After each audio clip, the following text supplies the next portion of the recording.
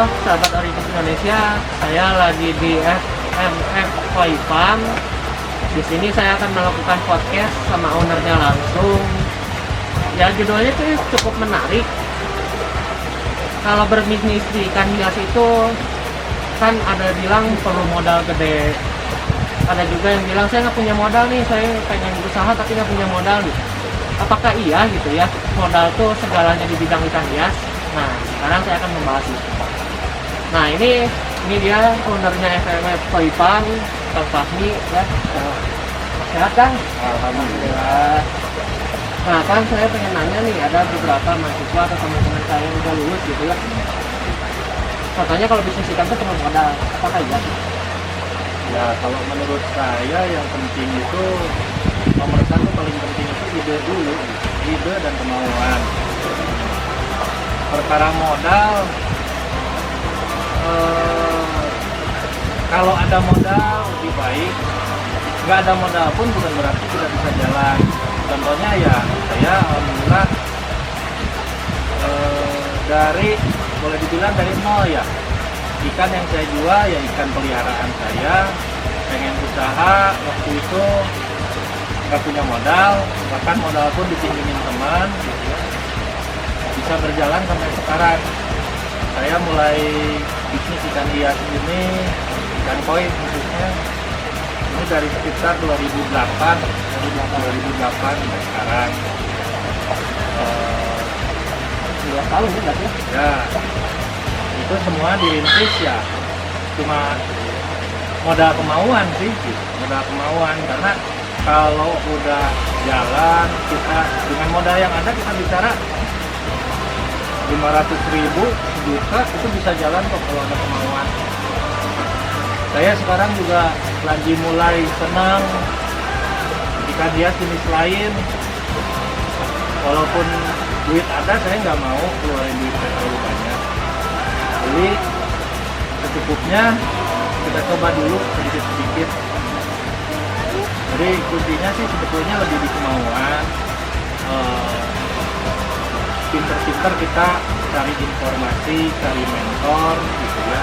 Karena ya memang saya juga akui banyak juga orang yang mungkin cenderung tipu-tipu ya di dunia ikan hias ini, itu kita juga harus waspada. Mungkin gitu sih kurang lebih. Kan kalau misalkan tadi yang dibilang betul-betul tanpa modal nggak mungkin juga ya. Ya sekarang Betul-betul tanpa modal. logikanya gini Pak, kita bicara modal ya, modal ini kan relatif sebetulnya besar kecil. Cuman untuk hidup sehari-hari aja kita kan perlu uang. Masa iya sih seseorang nggak punya modal 100-200 ribu, atau bahkan seandainya nih kita bicara mau modal nol, modal kemauan, itu pun bisa kok. Untuk saat ini gitu ya, apa yang nggak bisa jadi uang? Ikan cere atau mungkin kalau di daerah Sunda ikan impun, itu kita bisa dapat di Solokan, itu kita bisa jual ke toko-toko ikan hias dan pasti diterima loh. Itu modal kemauan. Modal kemauan Dan kreativitas ya. ya tentunya ya. gitu. Betul. Atau enggak sekarang kayak cacing sutra, mungkin itu emang supply paling besar dari mana Pak? Dari alam lah. Dari Solokan Dari gitu. Solokan. Itu orang-orang yang punya kemauan. 1 kilo diterima sama bandar berapa belas ribu itu. Itu kan uang juga Pak. Betul, betul. Ya itu contoh-contoh kecil kita bisa mulai dari hal-hal yang yang bisa kita lakukan. Poinnya sih lebih di situ ya. Kayak saya sekarang pelihara predator. Ya niatnya sih pengen besarin gitu. Beli kecil kita besarin, sudah besar kita jual lagi gitu kan. Nah cuman ternyata pakannya kalau kita beli mahal Pak. Ya udah, saya ngambil sendiri tuh di Solokan, nyerok-nyerokin ikan cere di Solokan gitu. Jadi faktor gengsi nomor 7 ya. Nomor 100 Kang Pak. Fahmi sekarang istilahnya udah punya sebesar ini masih mau nyerot sendiri Ya. ke Solokan ya kan? Ya, Tuh. Yang utama gengsi itu harus sudah dihilangkan. ya. Ya, Kita nggak makan produktivitas. gengsi kok. Baik Betul. hidup kita nggak bisa makan gengsi gitu aja Berarti Pak. kita produktivitas yang harus kita makan. Produktivitas yang Betul. utama. Oke. Untuk selanjutnya Kang Fahmi ini Bentar kameranya. Udah. ya, untuk selanjutnya mungkin Kang Fahmi untuk masa sekarang ya, kan ini COVID ya. Ya. Ini kita ini kan untuk yang mau bisnis pertama kali, sekarang ini baru mau mulai, Ya.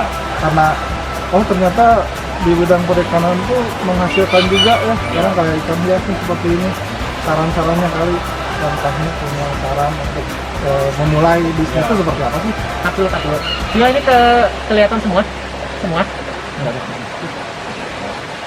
Ya mungkin untuk mulai balik lagi kalau versi saya nomor satu itu kemauan, karena saya pun juga mungkin saya cukup dikenal di dunia koi, tapi untuk dunia ikan hias saya nggak punya. Masih luas ya, masih yang lain ya? Ya, masih sangat amat luas. Saya juga di dunia ikan hias mungkin saya tidak dikenal sama sekali, Pak. Gitu.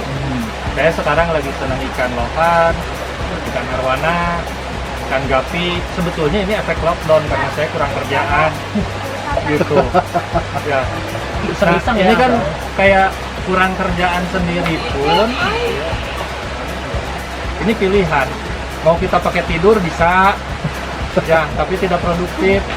Atau mau kita melakukan sesuatu yang lebih produktif atau bahkan bisa menghasilkan. Kayak saya awal-awal lockdown 2 bulan yang lalu mungkin saya senang ikan lohan, Pak. Karena memang saya dulu pernah main beli, tidak ada yang dijual, cuma buat sekedar hobi.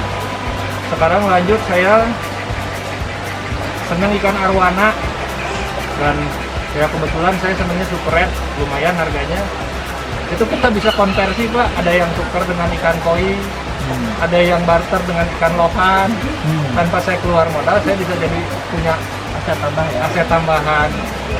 Ya, mungkin itu mah jalan rezeki ya. Kalau versi saya gitu. Cuman poinnya sih untuk memulai usaha yang dibutuhkan mungkin lebih ke kemauan, kreativitas. Terus ya kalau saat ini sih rajin-rajin lihat grup-grup ikan hias. Biar Jadi kita bisa memulai dari mana saja ya? bisa. Tidak harus misalkan mulainya dari sini nih, misalkan Ya, dari pakan dulu deh larinya. Enggak juga ya. Jadi Enggak. dari mana saja kita bisa memulai. bisa ya? bisa dari mana saja, Pak. Oke. Nah, untuk selanjutnya mungkin Kang, kalau di dunia fashion ya, kalau misalkan di dunia fashion misalkan model itu biasanya ada masa kadaluarsanya ya. Ya. Nah, kalau dari ikan sendiri, kayak kalau saya kan masih awam juga ya di dunia ikan hias. Dulu tuh pernah mengalami masa booming ikan lohan, Ya. ya kan? Nah, sekarang Kang Fahmi katanya suka sekarang ikan lohan. Motivasinya apa sih gitu? Apakah memang ini akan membuat fashion baru dari ikan hias, atau memang hanya sekedar hobi, dan ini pun masih punya value ya, Ya. di pasaran? Sebetulnya ikan lohan sendiri menurut saya walaupun tidak se-booming tahun 2000-an, itu marketnya masih sangat bagus kok, Pak. Gitu. Kenapa saya bilang masih sangat bagus? Ya setahu saya juga baru. Mungkin masih sangat sedikit lah pengetahuan tentang ikan lohan gitu ya. Cuman ya sepintas saya suka mengikuti gitu karena memang saya senang. Nah, ikan lohan ini sendiri juga harganya ya menurut saya cukup mahal juga, Pak, kalau yang kualitas bagus. Ya, karena sebetulnya di dunia ikan hias itu kalau saya lihat kurang lebih hampir mirip ya antara dunia koi, dunia ikan mungkin kopi, ikan lohan gitu ya. Selama konteks berjalan, dia bakal punya nilai value yang baik. Ya. Ada yang sedikit unik mungkin lebih di arwana. Kalau arwana sebetulnya lebih ke yang saya lihat saat ini ya, saya juga baru belajar kembali lagi Karena saya efek COVID ini ya. ya baru belajar karena efek COVID gitu. Arwana sendiri kalau menurut saya lebih ke sesuatu yang nilainya investasi ya, Pak, Oh, gitu terutama super red gitu. ya? Oh. Di ukuran kecil harganya kita bicara kisaran di 2 jutaan ukuran 10 cm. Ukuran 30 cm harganya kisaran 3 sampai 4 juta gitu ya. Dan ya itu kalau saya ini yang standar bukan yang bagus gitu. Jadi kalau saya ngelihat kayaknya ya nggak tahu benar nggak tahu enggak, tapi saya sih lebih suka apa ya, baik di dunia koi maupun di dunia lohan dan dunia apapun, saya nggak percaya kata orang. Saya percaya apa yang sudah saya jalani sendiri. Kita harus terjun sendiri ya, terjun sendiri. Kalau memang gagal ya jangan dilanjutin. Kalau memang berhasil, alhamdulillah kita bisa lanjut gitu. Nah, kayak di Arwana saya melihat ada satu sisi membesarkannya pun kayaknya bisa jadi duit gitu. Poinnya lebih di situ sih Pak. Gitu. Dan ya memang saya senang juga Arwana. Kalau untuk lohan sendiri mah kontesnya cukup sering dan marketnya masih bagus. Oke, Kang Fahmi, maaf nih, selama ini mungkin saya lihat kan Kang Fahmi sukses ya dengan ini karir ini seperti ini. Tapi kan masa gagalnya juga segini. Nah, Ada lah pasti momen-momen Ada. gagalnya dan Ada. dia terbilang cukup sering sih Pak. Tapi lihatlah resultnya sekarang, Ya. saya alhamdulillah gitu ya. ya, Nah ini mungkin satu yang untuk membuat orang lain termotivasi pada saat Anda tuh mengalami kegagalan dalam berbisnis ikan, sebaiknya apa yang harus dilakukan sehingga Kang Fahmi ini sekarang masih tetap bisa survive sebagai Ya. orang. saya waktu itu sempat ya kegagalan yang paling memukul buat saya itu terjadi sekitar akhir tahun 2012. Di situ saya nyoba masukin ikan impor dalam jumlah banyak, ya ratusan juta lah ya mulainya, dan itu hampir mati semua Pak, Mati semua. mati semua. Faktor apa kan? Satu, jam terbang saya, pengalaman saya, boleh dibilang ilmu saya tentang ikan koi impor belum memadai. Belum memadai. Ya. Jadi cara penanganan si ikan itu ketika baru masuk, saya belum tahu gimana cara penanganan yang baik dan benar. Masalah handling ya berarti. Masalahnya lebih di handling gitu. Di situ saya rugi ratusan juta dan sempat pengen berhenti juga sebetulnya saat itu. Terpukul. Sangat terpukul. Cuman kalau di dunia koi rata-rata pedagang yang sudah berjalan lebih dari 5 tahun boleh dicek deh kalau ada teman-teman yang punya kawan dia sebagai seller koi dan sudah berjalan bertahun-tahun atau di atas 5 tahun, pernah gagal nggak? Jawabannya pasti pernah mati banyak. Semua Betul. pernah mengalami. Yang bisa mengembalikan dari kegagalan bisa survive lagi apa tuh? Ya, kita hilang di koi, kita kembalikan dari koi. Balik lagi ke awal ya. Ya, tinggal kita atur ulang strategi. Saya pernah punya satu masukan dari kawan saya ketika saya gagal itu. Dia sebetulnya bukan orang di bidang ikan hias, dia di bidang otomotif. Dia juga sama pernah kerampokan tokonya 2 kali senilai modal tokonya karena yang dirampok semua kok. Dia prinsipnya gini, ketika kita gagal dalam usaha yang kita rintis, katakanlah kita sampai 0, habis kita modal. Tapi kita tidak di titik 0, karena kita sudah punya pengalaman, kita sudah punya relasi, itu modal yang lebih besar dibanding modal uang. Ya, gitu. Jadi boleh dibilang itu kita titik 1. Sementara kalau kita beralih usaha, gitu ya, itu kita benar-benar 0 Pak, walaupun modal kita banyak. Intinya relasi, baik itu pembeli, baik itu supplier, ini juga aset buat kita.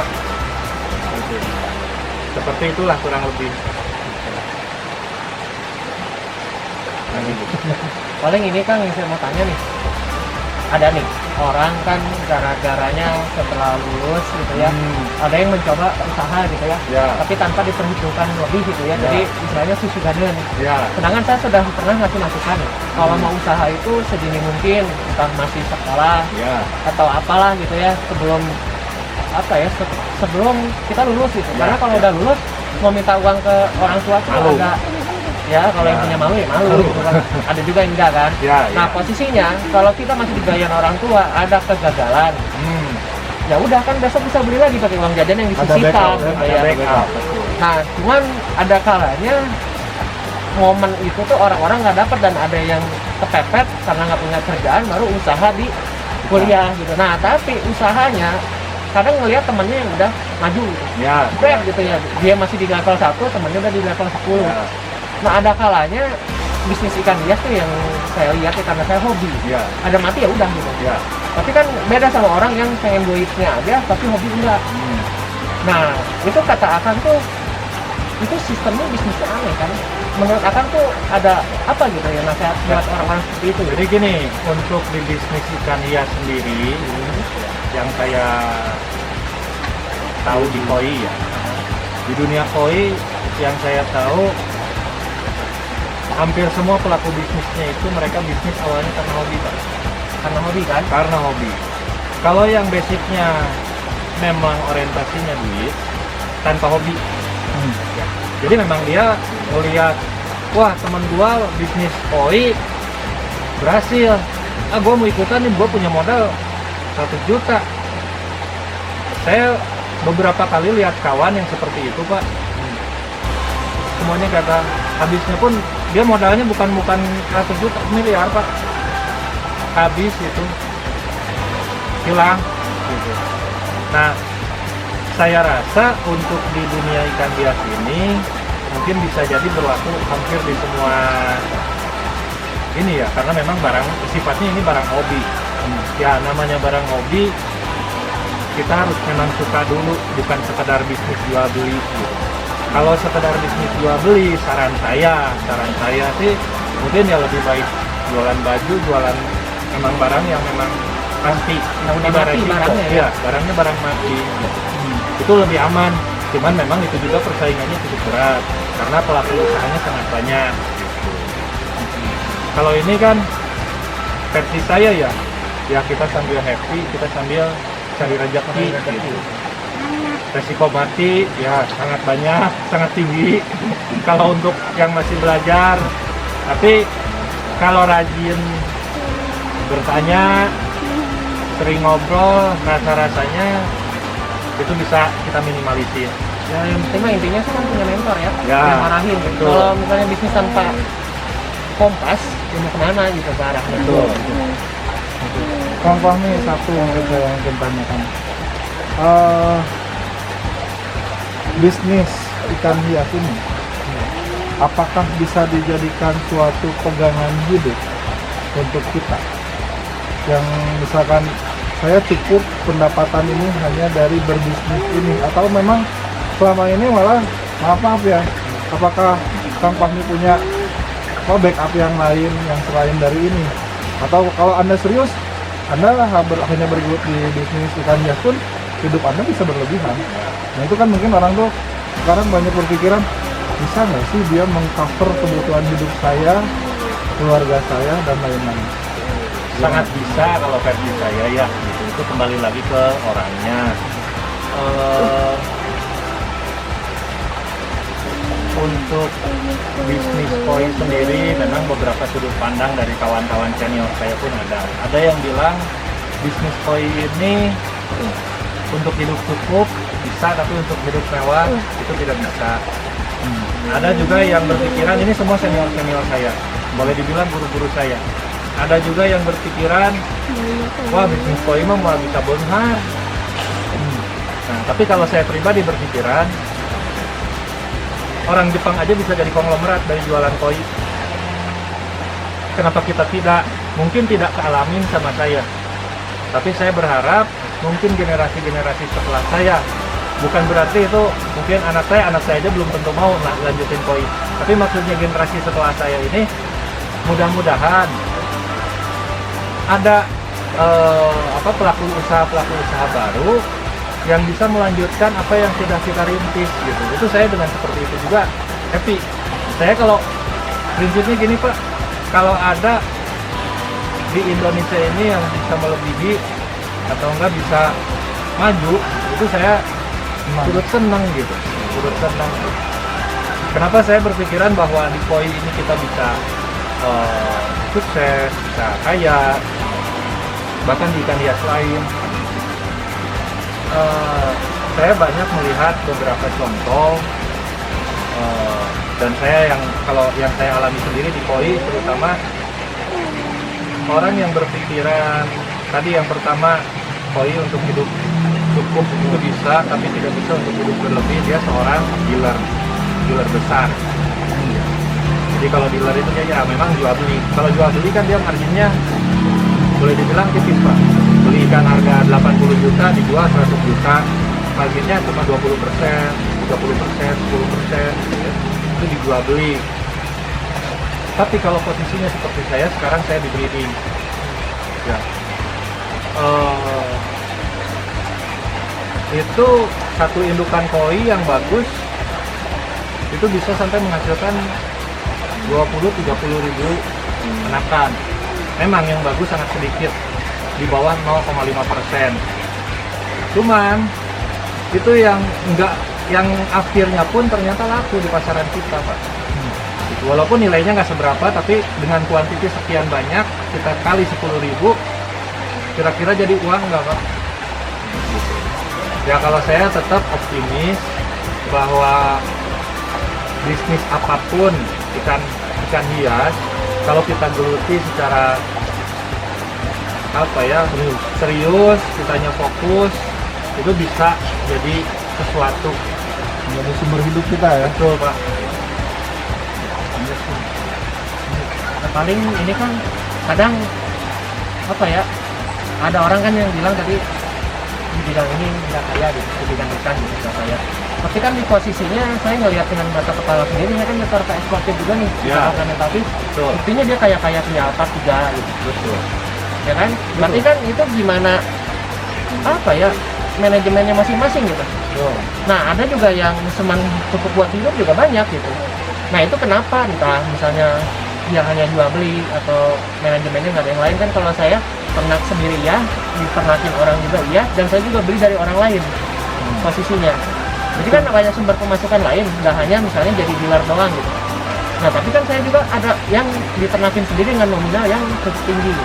Jadi intinya hanya bergerak di ikan hias saja, kita sudah bisa hidup nyaman. Sudah bisa, sangat bisa. Sangat. Sangat bisa. Seperti itu. Ya, soalnya jangan membandingkan gitu bisnis anu bisa lebih tinggi gitu. Nah, atau yang bisnis pabrik kuaci ada yang kaya banget. Nah, ada juga yang industrinya biasa-biasa aja. Ya kan? Semua juga ada levelnya, dari bawah atau sampai atas tuh ada. Semua bidang, kalau yang saya terima dulu. Semua bidang intinya dirintis itu dari awal, dari bawah. Kayak saya bermodal awal kan kita bicara mungkin kisaran angka 3 sampai 5 juta tahun 2008. Ya. Modalnya pun modal pinjaman. Cuma kebeli fasilitas 2 fiber dan untuk belanja ikan 1,5 juta. Ikan lokal saat itu kita mulai. Kita geluti dengan serius. Alhamdulillah, dulu belum ada zaman medsos, belum ada BBM, belum ada, kita mau jualan tuh susah. MMS nggak bisa dong. Iya, paling MMS, tapi kan mahal. Oh iya, mahal. Petani nggak mau. Ya, Petani maunya lu datang aja ke sini. Kita mau tidak mau kita harus datang ke Ya sana. saya dulu ke Sukabumi, langsung ke sana kan, langsung ke sana. Terus terang awal-awal saya beli kejeblok juga, Pak. Tapi alhamdulillah masih bisa jual, walaupun cuma balik modal, nggak untung. Ya karena maklum, rugi, kita nggak tahu itu ikan bagus atau enggak kan. Ya kita bayarin aja gitu kan, bagus versi saya gitu kan. Berdasarkan pengalaman akhirnya Ya kita tahu. akhirnya jam terbang semua yang ngajarin kita gitu. Oh, Kembali lagi seperti itu. jadi perlu proses. Betul, semua butuh proses. Tidak bisa instan. Tidak ada yang instan. Jadi kalau Anda ingin langsung sukses, mimpi namanya. Betul, Pak. Ya hoki boleh dibilang lah ya. Hoki Ada dan beberapa mimpi ya, soalnya. dua berarti. Antara dua. Ada beberapa teman juga yang ya kita bicara hokinya bagus gitu ya. Dia Ya. bisa hebat gitu, melejit gitu Pak. Mungkin hanya ya itulah kopi yang bisa bantu. Biar nanti. Mungkin ada lagi nggak? Cukup ya, bro. Kayaknya udah cukup dari motivasi mahasiswa ya. Ya kalau misalnya ini ya saya ambil kesimpulan ya. Oke, Saya sih awal-awal bisnis emang karena hobi. Itu umur 4 SD. Nah saya dulu emang udah hobikan kopi. Semenjak itu saya cuma melihara difasilitasi sama si mama. Beli akuarium yang agak gede. Saya melihara 5 kopi pembesaran, dan saya gedein. Kelas 1 SMP saya mengenal ikan bagus gitu. Jual yang lama, beli yang bagus. Sekarang juga masih nombok dengan ikan yang bagus, nanti gedein terus ngegolangkeun Pak. Ngegolangkeun tuh apa ya bahasa Indonesia? Jadi muterin uang. Jadi dari grade D, ya dari punya ikan kopi grade D ke grade C, dari C dijual jadi B. Nah itu sampai ke grade A, saya baru mengalaminya kelas 3 SMA. 3 SMA. Itu juga saya tidak apa ya namanya, tidak sengaja ketemu dengan farm yang punya ikan bagus gitu. Nah dari situ saya muterin uang karena saya sempat kuliah dulu di Telkom ya, karena sebelum ke perikanan. Nah, saya fokus di situ dengan ikan yang namanya tasakir. Nah dari situ saya baru muterin uang ke yang lebih besar seperti ikan kopi oranda, ryuki, atau jadi semua aspek saya punya. Dulu hanya modalnya terpal Pak, kalau bapak tahu. Terpal kecil, fiber mah nggak kebeli sama saya gitu. Nah lambat laun ya udah gitu, saya main terus di bidang kontes, saya fokus diliput majalah. Itu juga gara-gara saya konsisten intinya. Konsisten karena saya suka ikan kopi. Nah sekarang banyak teman-teman yang melihat saya sepertinya tidak konsisten karena ikan kopi main, ikan yang lain main. Tapi kan dengan ikan yang lain saya main, saya masih ada piring nasi utama di sini yang orang lain nggak tahu, padahal saya bisnis plannya udah terbentuk di sini, seperti marketing siapa, yang ternak siapa, terus yang siapa yang terima dengan partai besar, udah ada semua. Kan daripada saya nggak ada kerjaan ya mending main di sini dong, merintis usaha yang baru gitu. Nah seperti itulah mungkin yang harus dibutuhkan oleh pengusaha baru. Itu gagal nggak apa-apa sebenarnya, itu lanjutin karena gagal itu bagian proses dari Pelajaran. permainan Pak.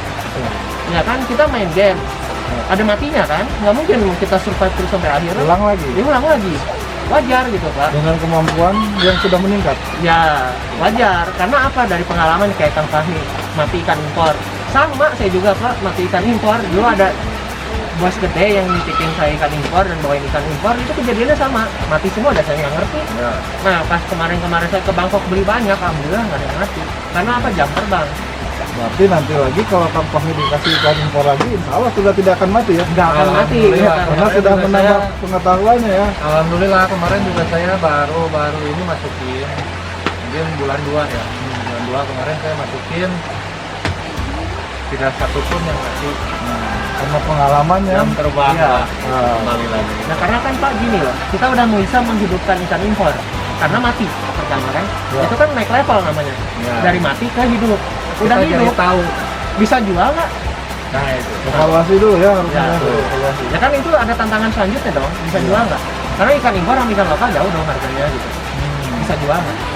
Sekarang kita gagayaan beli ikan impor tapi nggak punya market itu buat apa gitu? Kalau memang belum waktunya ke situ ya udah jangan gitu. Ya kan tidak semua di mana-mana bisnis itu dari nol. Kalau misalnya tiba-tiba ujuk-ujuk di atas, ya banyak melihat teman saya yang tiba-tiba naik cepet gara-gara modal gede, jatuhnya juga cepat gitu. Karena dia nggak ada posisi level 3, dia udah di 10. Tapi 1, 2, 3, 4, 5, sampai 9 dia nggak ngalamin. Tahap. Ya kan? Di tahapannya. Ya ibaratnya bikin fondasi rumah kayak piramida terbalik. Ada gempa ya sedikit. Jadi nggak sanggup tuh. Nggak sanggup. Itu sih, karena apa ya, kalau dikit-dikit kalian gagal, pindah lagi ke tempat lain, mau kapan mulai naik levelnya gitu kan. Ya, wajar sih Gung. Ya kan? Gue juga dulu gitu ngalamin. Karena ngalamin kan? Sebelum koi saya nyoba semua bisnis Pak, saya coba dari mulai MLM. Oh, MLM hampir semua MLM saya pernah ikut dulu waktu zaman kuliah Jadi Pak. itu sebelum di bisnis perikanan ya, Dok? Oh belum masih kuliah Belum Pak. bisnis anjir-anjir ya. Belum. Ternyata soalnya di ikan Semua hias ya. kita coba. Tapi ya itu coba, saya sampai dinasihatin sama teman saya. Kalau lu yang tadi saya